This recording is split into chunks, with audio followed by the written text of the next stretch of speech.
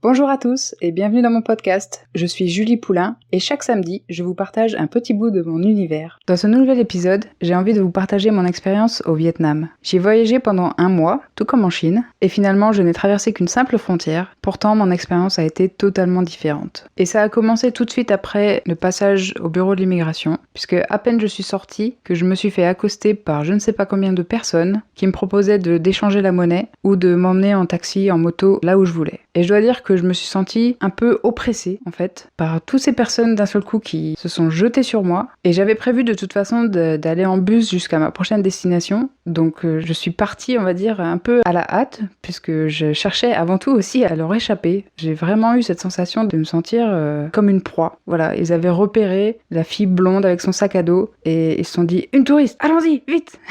Enfin bref, j'ai finalement pas trouvé le bus et donc j'ai dû prendre un taxi qui m'a emmené jusqu'à Sapa, qui est donc au nord du Vietnam et qui est réputé pour le fait qu'on puisse y rencontrer différentes tribus locales. Et même si j'avais lu sur internet que c'était très touristique, ça m'intéressait quand même d'aller y faire un tour. Et dans le taxi qui m'emmenait comme ça, zigzagant dans les montagnes, j'ai baissé la fenêtre pour avoir un peu d'air frais. Et quand j'ai entendu les bruits de la nature, honnêtement, j'ai eu des larmes qui me sont montées parce que ça m'a rappelé mon expérience en Guadeloupe. Cette nature sauvage et luxuriante, elle était là, je la retrouvais, et ça m'a procuré un bonheur mais immense. J'étais si heureuse d'être là. Alors j'ai pu constater en effet que Sapa était très touristique, je le confirme. Quand je marchais dans les rues, j'étais sans cesse accostée par des femmes des tribus locales qui cherchaient en fait soit à me vendre leurs objets faits main, soit qui me proposaient de faire un trek jusqu'à leur village et de passer la nuit chez elles. Mais moi j'avais plutôt envie d'explorer seule les environs, alors je suis partie marcher simplement. Et lorsque elles marchaient un petit peu avec moi et me posaient quelques questions, je faisais un petit peu la conversation, je leur faisais vite savoir que je comptais rien leur acheter, mais il y a certaines qui s'obstinaient, dont une par exemple qui m'a offert un bracelet en cadeau, et quelques minutes après on continuait de marcher et de discuter ensemble, et ensuite elle me dit « Bon, tu vas faire ton truc, et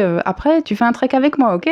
Et là je lui ai dit « Non, non, non », et elle me dit « Ou alors tu achètes des souvenirs ?» Et je lui dis « Non, non, non, désolé ». Et alors là, elle m'a dit « Mais je t'ai fait un cadeau !» Donc j'ai dû lui expliquer gentiment que un cadeau, normalement, ça se fait sans attente de quelque chose en retour. Et que j'étais désolée, que je la remerciais pour ce très joli cadeau, mais que ça ne changeait rien au fait que je ne comptais rien lui acheter ni aller faire un trek dans sa famille.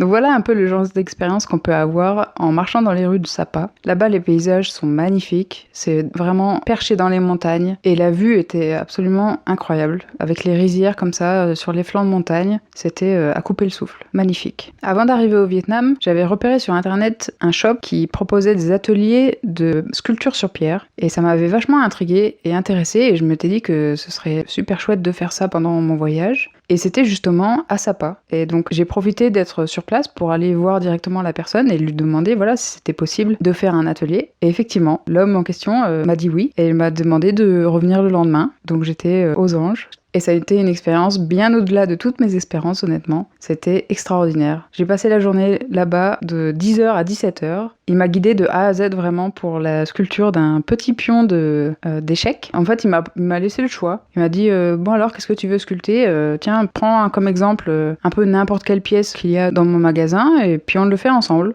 Comme je voulais quelque chose d'assez petit pour pouvoir le transporter facilement, j'ai vu ces petits pions-là d'échecs que je trouvais très mignons. Et donc je lui ai dit, allez hop, je pars sur celui-là. J'ai été, à la fin de la journée, tellement fière et étonnée du travail que j'ai accompli parce que je suis partie d'un bloc de pierre brute pour en arriver à un pion sculpté, quoi. Alors évidemment, il m'a aidé sur les points un peu techniques et notamment pour le visage où j'avais peur en fait vraiment de tout gâcher en fait.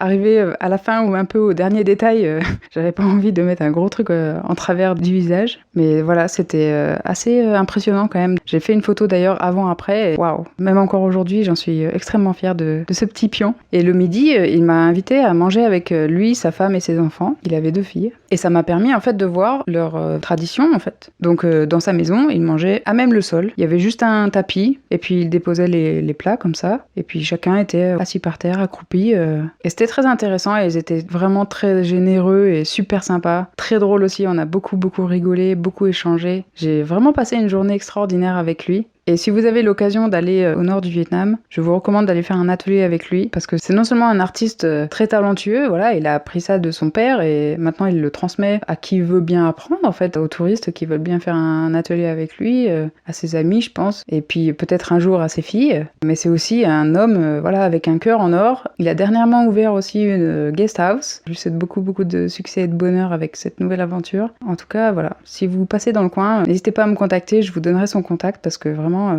c'est une personne à rencontrer. L'autre expérience qui m'a marquée à Sapa, ça a été que pendant ma petite promenade, j'ai repéré un chemin qui partait hors des sentiers battus. Et si vous me connaissez un peu, vous savez que j'adore partir hors des sentiers battus. Et c'est quelque chose qui m'avait beaucoup manqué en Chine. Je sais pas si j'en avais parlé dans le premier épisode, mais en fait en Chine, les points de nature finalement c'était des parcs et dans les parcs, voilà, il y avait un chemin tracé quoi finalement. C'était pas libre de partir comme ça dans la forêt explorer. Et donc là, de me retrouver dans la nature sauvage quoi, ça m'a fait un bien fou aussi, voilà, de juste suivre une rivière et puis remonter le fil, explorer, partir dans des petits sentiers. Ça m'avait manqué. J'ai pu tremper un petit peu mes pieds dans la rivière. J'ai fait aussi une petite rando. J'ai vu un chemin qui grimpait dans la montagne et je me suis dit, ça doit bien mener quelque part, peut-être à un village ou quelque chose comme ça. Alors je me suis lancée là-dedans et puis finalement quand j'ai vu que j'avançais mais qu'il y avait toujours rien, je me suis dit qu'il fallait quand même après que je fasse le chemin retour pour rentrer à ma guest house avant la tombée de la nuit. Donc j'ai dû faire demi-tour. Mais du coup, j'étais montée un petit peu en altitude et ça m'a donné une vue vraiment incroyable. Et puis le dernier jour, je suis allée marcher dans un village aussi où j'ai fait une grande marche à pied pendant tout l'après-midi. Et ça a été vraiment l'occasion pour moi de voir la vie locale. Et c'est là que j'ai été vraiment confrontée à aussi la pauvreté de ce pays. Puisque non seulement la gestion des déchets, ça me crevait le cœur, mais à chaque virage de route ou autre, il y avait des montagnes de déchets comme ça dans l'herbe, dans la nature, en contrebas. Ou voir ce genre de choses à chaque fois, c'était pas facile. Mais surtout, il y a eu une petite expérience qui m'a brisé le cœur sur le moment. C'est que pendant que je marchais, il y a eu une petite fille qui s'est approchée de moi avec une fleur dans la main et elle m'a tendu la fleur et dès que je l'ai saisie, elle a retourné sa main et elle m'a demandé de l'argent. Et là, vraiment, en moi, je me suis dit, mais non, c'est pas possible. Non, pas à cet âge-là, pas... Comment...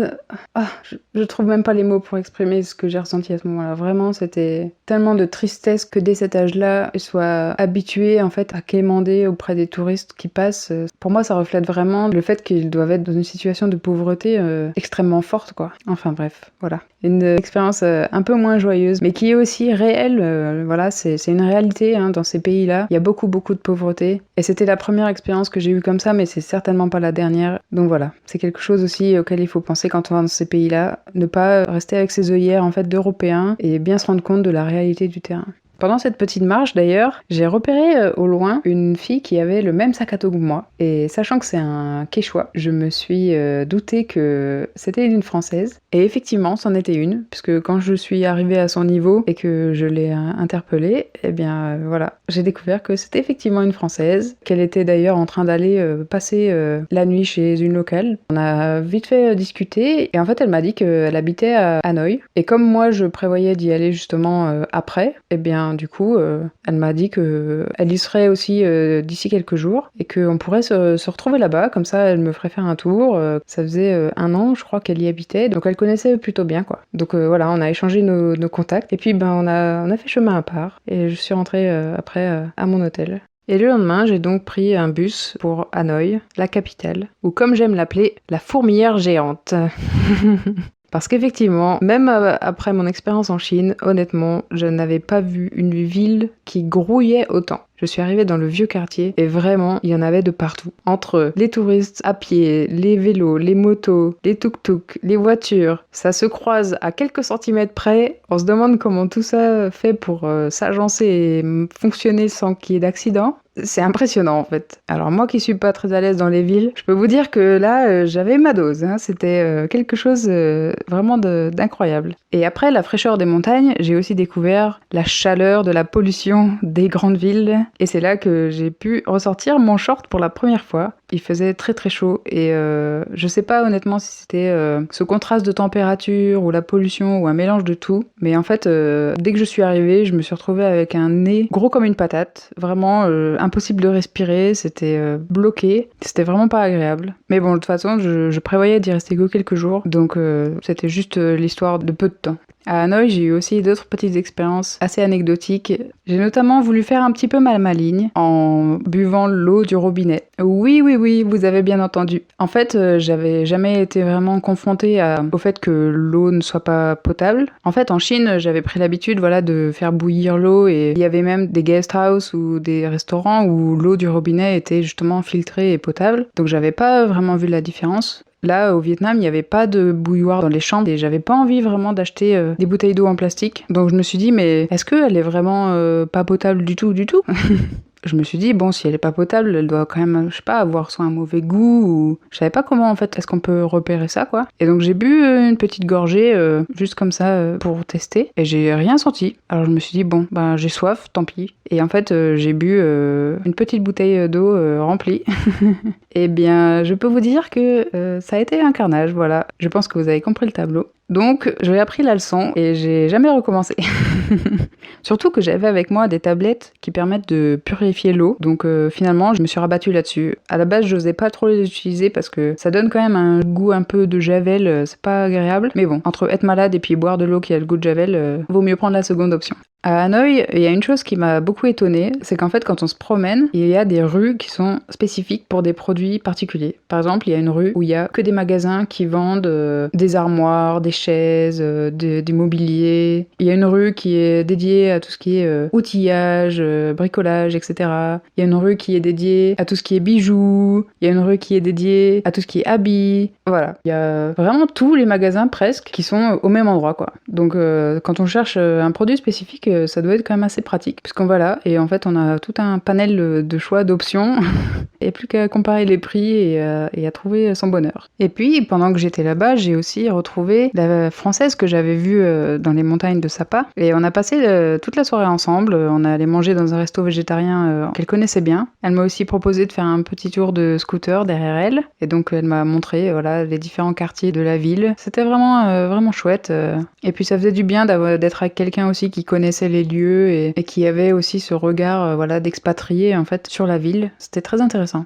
Après Hanoï, je suis allée voir la baie d'Along, qui est quand même un des lieux les plus réputés au Vietnam. Et donc je suis allée sur l'île de Cat Ba, qui n'est pas tout à fait le lieu qu'on voit typiquement sur les photos sur internet, mais qui est censé être moins touristique. Et effectivement, moi quand j'y étais, voilà, il y avait d'autres touristes, mais c'était pas non plus surchargé de monde, quoi. D'ailleurs, c'était plutôt la saison basse, il me semble, donc c'était quand même assez calme. À mon arrivée là-bas, il faisait gris, donc j'ai pas pu profiter autant que j'aurais voulu de l'île. Mais heureusement, le deuxième jour, ça a été vraiment une journée extraordinaire. Le soleil est revenu et j'ai loué un scooter pour pouvoir explorer l'île. Alors là, j'étais aux anges. Je retrouvais la liberté totale, c'était trop cool.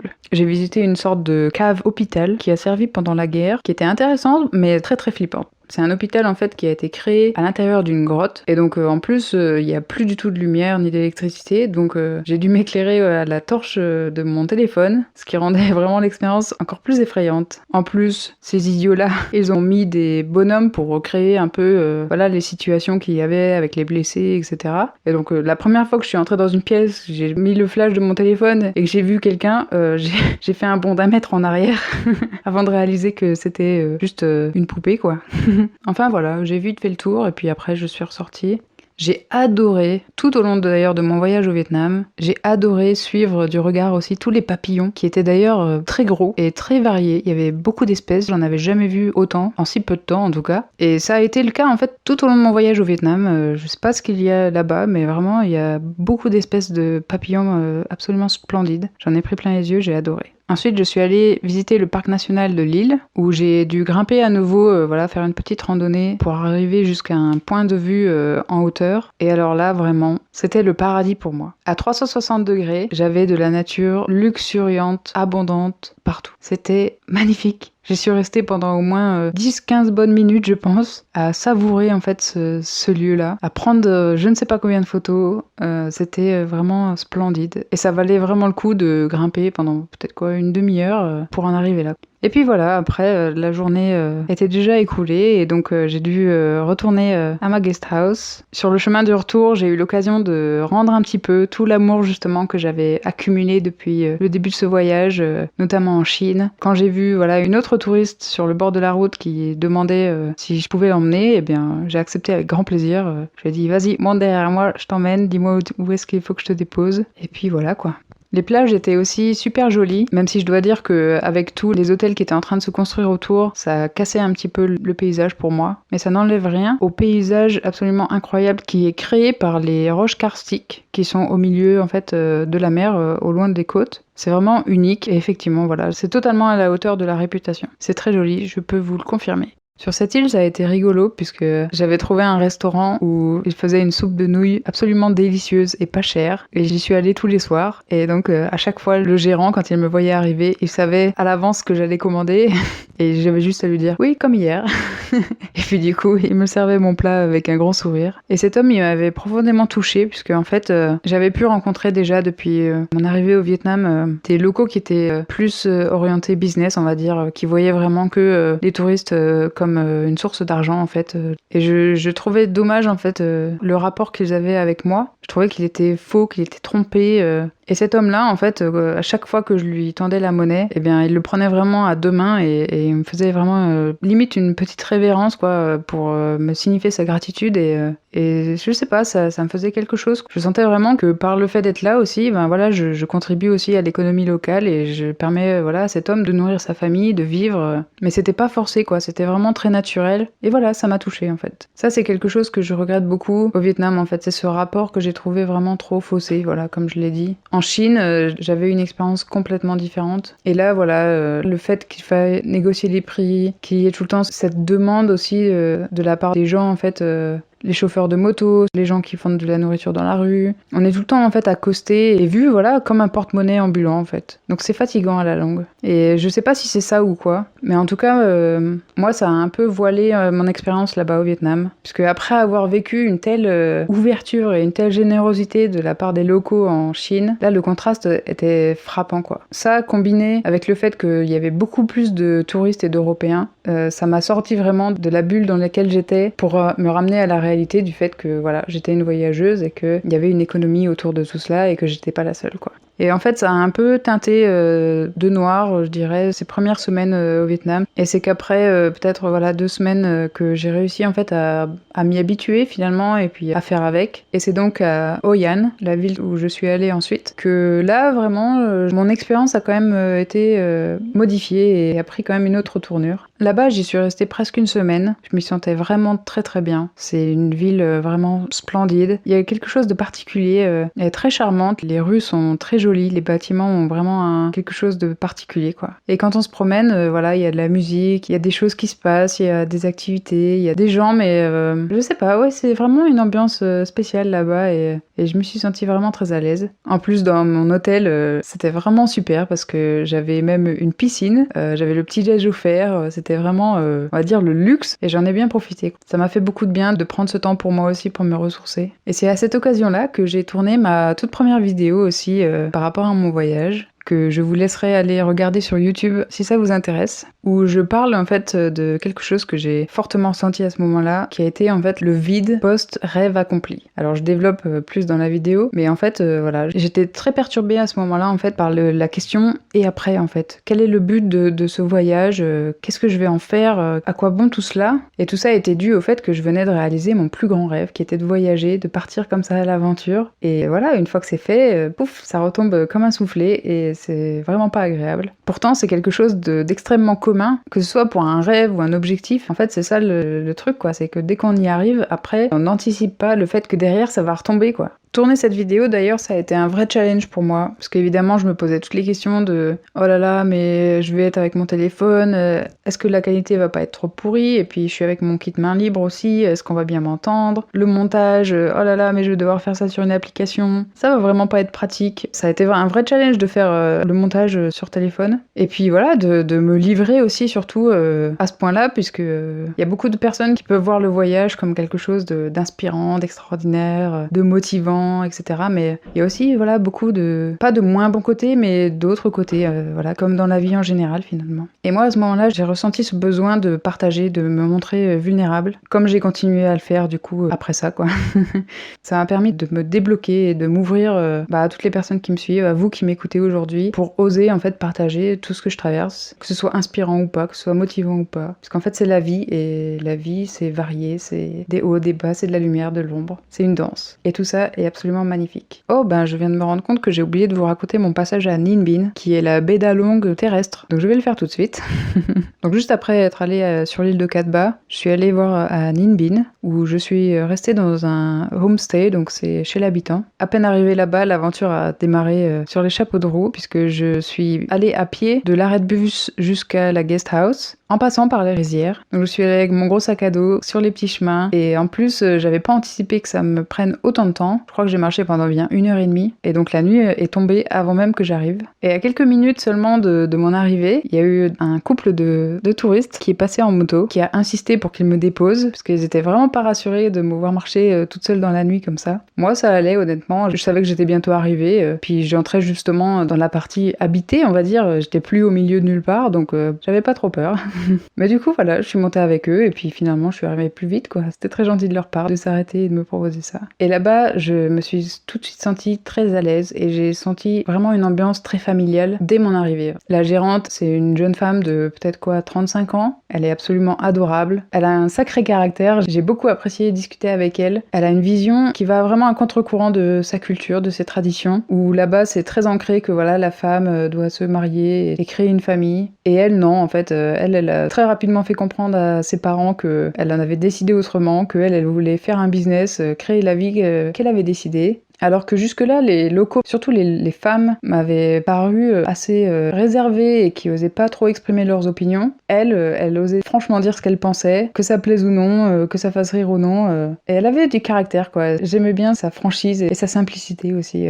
J'ai eu de beaux échanges avec elle, c'était vraiment chouette. En plus, elle proposait gratuitement des vélos à disposition, donc ça m'a permis aussi là-bas d'explorer les environs. Encore une fois, c'était magnifique, puisque on retrouve toujours ces roches karstiques que j'avais vues à la baie d'Along maritime, et aussi à Guilin en Chine. Et c'est vraiment très beau. À un moment, j'étais seule avec mon vélo sur un petit chemin entouré de rizières et de roches karstiques. Et j'étais vraiment seule au monde. Et là, c'était ce genre de moment en fait qui m'a beaucoup plu au Vietnam. Ce genre de moment où j'ai l'impression vraiment d'être immergée dans la vie locale, où je peux échapper à la vague touristique qui m'avait tant frappée en fait à mon arrivée. Et là, ça m'a permis vraiment de me reconnecter à ça et de profiter pleinement du moment présent. J'ai profité aussi d'avoir ce vélo pour aller visiter un grand complexe qui est composé de plein de temples et de pagodes qui étaient juste à côté. Et en fait, à mon arrivée, il s'est passé quelque chose de surprenant qui a complètement changé ma visite, puisque j'ai été accostée par 2 petites filles qui ont voulu faire un petit peu la conversation en anglais, qui m'ont posé quelques questions, et puis qui finalement ne m'ont jamais lâché. Elles avaient 9 et 10 ans, elles étaient avec leurs frères et sœurs et puis leur maman, et puis tout compte fait, elles m'ont accompagnée tout au long de la visite. Elles m'ont servi aussi un peu de guide, puisqu'elles m'expliquaient les histoires de certaines statues ou de certains temples, etc. Tout ça en anglais, je tiens vraiment à préciser, et j'étais impressionnée. Elles étaient vraiment bluffantes par leur charisme déjà, elles osaient aller comme ça vers les étrangers, elles n'avaient pas peur du tout, et puis le vocabulaire très très riche qu'elles avaient. Moi, à 9 ou 10 ans, j'étais loin, mais alors loin déjà, ne serait-ce que de tenir une simple conversation, j'étais scotchée. Et ça, c'est pas par miracle, c'est tout simplement parce que elles m'ont expliqué que tous les week-ends, ou bien dès que c'est les vacances, elles demandent à leur maman de les amener ici, sur ce lieu, pour pratiquer justement, pour discuter avec des étrangers. Comme elles savent que c'est touristique, elles viennent tous les week-ends et elles passent des heures et des heures et des heures à pratiquer. Donc je sais pas depuis quel âge est-ce qu'elles font ça, mais en tout cas, le résultat est là, quoi. Et elles y prennent un plaisir, mais monstrueux. Elles étaient toutes excitées de chacune leur tour, m'expliquer ceci ou cela, et puis de me partager leurs histoires, de répondre leurs questions. Donc j'ai passé un très bon moment avec elle. Bon après elles m'ont ajouté sur Facebook et tous les jours elle me demandait de discuter, de parler, qu'est-ce que tu fais, qu'est-ce que tu as fait aujourd'hui, et comment tu vas, etc. Donc je vous avoue qu'au bout d'un moment je les ai bloqués. Mais sur le moment ça a été très joyeux et très sympa. Ça m'a fait un grand plaisir de passer ce moment-là avec elle. Et puis le complexe était aussi très impressionnant. Il y avait notamment toute une lignée de statues de Bouddha, chacune unique. Je crois qu'il y en avait 300 en tout si je me souviens bien, par des artistes différents. Donc il y avait un Bouddha assis, un Bouddha debout, un Bouddha avec les cheveux longs, un Bouddha en femme, voilà. Des Bouddhas de tous les types qu'on peut imaginer. Ça a été un très bel après-midi. J'avais partagé mon expérience de sculpture sur pierre avec la gérante de l'hôtel et elle m'a dit qu'elle avait un ami en fait qui faisait ça aussi et elle m'a proposé de m'emmener le voir. Donc je suis allée avec elle en moto voir cet ami sculpteur. Bon là c'était pas du tout la même échelle par contre que ce que j'avais pu faire à Sapa où là c'était un artiste dans son petit atelier où il faisait plus des souvenirs finalement pour que les touristes puissent les emporter avec eux. Là c'était vraiment un professionnel de la sculpture qui faisait plus des commandes voilà pour des temples ou des choses comme ça. Et donc c'était plus des grosses pièces et c'était d'autant plus impressionnant du coup de voir comment voilà d'un bloc de pierre il crée finalement ces choses-là. Et c'est pas du tout les mêmes outils quoi. Là c'est au marteau-piqueur et ils hésitent pas à y aller. Et c'était encore une fois une entreprise familiale puisque il y avait la mère aussi qui était là. Ça a été super intéressant de voir ça. Et puis voilà, ça a été tout pour mes quelques jours à Ninh Binh. Et encore une fois, si vous prévoyez d'aller par là-bas, n'hésitez pas à m'envoyer un message pour que je vous envoie le contact aussi de ce homestay, puisque c'était vraiment un chouette endroit, avec de la nourriture absolument délicieuse, fraîchement préparée par la gérante. C'est vraiment une ambiance très très agréable, très cosy, très sympa. Loin de toutes les guest houses touristiques où les gens passent leur temps à faire la fête et à tout ça quoi. Et puis finalement, eh bien, le temps passait vite puisque c'était déjà bientôt la fin de mon visa au Vietnam. Donc j'ai dû faire le choix finalement d'aller directement de Hoi An jusqu'à Ho Chi Minh. Donc en fait j'ai sauté quasiment toute la moitié sud du pays. J'ai fait ce choix-là de rester plus à Hoi An où je me sentais bien et puis ensuite d'aller directement à Ho Chi Minh pour ensuite passer la frontière. À Ho Chi Minh, voilà, j'ai retrouvé l'ambiance grande ville. Cette fois-ci quand même avec plus d'expatriés, mais tout aussi fourmillant. Ma guest house était située dans un immeuble au 13e étage et donc je pouvais voir à l'heure de pointe les rues se remplir de voitures et surtout de motos. Je n'ai jamais vu un nombre aussi impressionnant de motos. C'est là qu'on se rend compte vraiment du monde qu'il y a dans cette ville, c'est impressionnant. Là-bas, je dois dire aussi qu'il faisait très chaud, donc finalement, je suis pas sortie tant que ça. J'ai quand même visité un petit peu et je suis allée voir voilà, notamment les parcs. Bon, moi, de toute façon, dès que j'étais dans une ville, c'était pas compliqué de me trouver, j'étais dans les parcs. J'ai fait une rencontre étonnante où un local m'a proposé de devenir sa petite amie. Voilà, on venait juste de se rencontrer, pourquoi pas. Je lui ai dit, ah oui, vous êtes cash ici, t'hésites pas une seconde. Et il m'a dit, bah après tout, pourquoi pas, on est là tous les deux, tu es célibataire, je suis célibataire. Je lui ai dit, oui, mais bon, il faut quand même un peu plus que ça, non? Mais non, il faut croire que pour lui, ça suffisait. Au Vietnam, j'ai aussi fêté mon 25e anniversaire. J'ai fait une vidéo spéciale à ce sujet. Je vous laisserai aussi aller la regarder. Parce qu'en fait, je me suis réveillée avec un vrai sentiment de fierté et de grandeur surtout. Je sais pas, il y avait quelque chose dans les 25 ans qui faisait adulte. Et j'explique dans la vidéo que j'étais bloquée dans ma tête à 23 ans et que j'avais du mal finalement à accepter ma vie changeante et en transformation permanente et en évolution comme étant quelque chose de stable et d'adulte. Et là finalement, ce jour-là de 25 ans, je sais pas, il y a quelque chose qui m'a dit mais attends, tu es là, tu l'as fait quoi, tu t'es lancée, tu as osé, tu es grande et tout ça, c'est pas parce que aux yeux de certains ou de la société, ça peut paraître comme instable ou quelqu'un qui se cherche ou peu importe. Pour toi, c'est vrai, pour toi, c'est réel et pour toi, c'est stable. C'est ta normalité, c'est ta façon de vivre et il y a rien de mal là-dedans. Donc voilà, j'étais super heureuse. J'ai passé la journée dans un parc à écrire et à observer les gens. J'étais simplement, voilà, aux anges, en train de profiter pleinement du moment présent. Et de mes derniers jours au Vietnam, puisque après j'allais me rendre au Cambodge.